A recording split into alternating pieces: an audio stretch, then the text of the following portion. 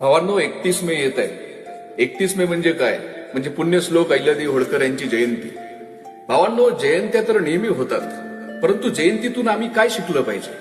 जयंतीतून आम्हाला आमचा इतिहास कळतो. एक विचारवंत फार सुंदर म्हणतात की जो समाज, जो व्यक्ती आणि जे राष्ट्र आपला इतिहास विसरतो, ती व्यक्ती, ते समाज आणि ते राष्ट्र आपला कधी इतिहास निर्माण करू शकत नाही. मग पुण्यश्लोक अहिल्यादेवी होळकरांचा इतिहास काय? अरे, ज्या राजमातेने 28 वर्ष राज्य हिंदुस्थानभर केलं, ज्या राजमातेचे पोवाडे इथले भारतीयच लेखक आणि कवी नाहीत, तर स्वीडन, इंग्लंड आणि स्कॉटिश जोनाविली सुद्धा त्यांच्यावर काव्य रचना करतात, त्या पुण्यश्लोक अहिल्यादेवी होळकर यांची जयंती म्हणजे 31 मे. पुण्यश्लोक अहिल्यादेवी होळकर म्हणजे काय?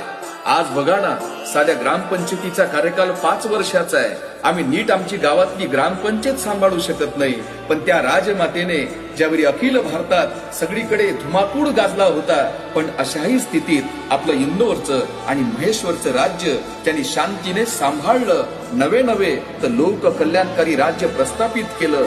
त्या मातेची जयंती म्हणजे पुण्यश्लोक अहिल्यादेवी होळकरांच्या विचारांचा जागर असला पाहिजे.